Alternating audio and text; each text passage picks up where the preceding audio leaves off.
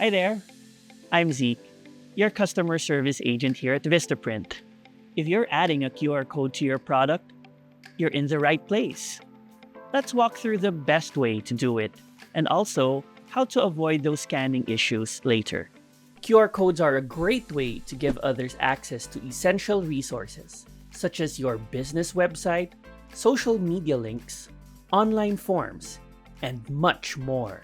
Before processing your order, it's always best to make sure your QR code and design are perfectly functional before it is printed.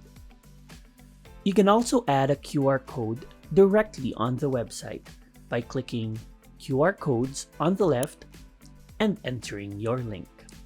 You'll see the QR code pop right into your design.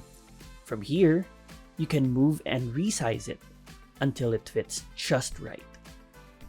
Here's a few quick tips on how to make sure your QR code takes you to the right destination.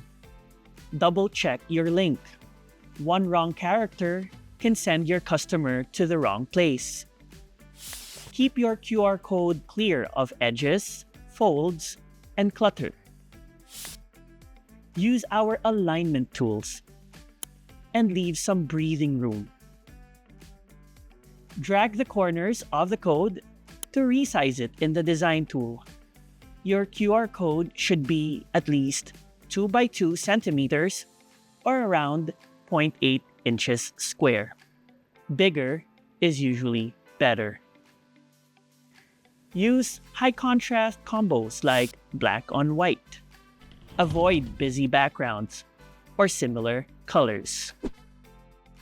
Zoom in to check for blurriness. If it looks pixelated, try resizing or recreating it using our built-in QR code generator. Highly detailed codes need more space.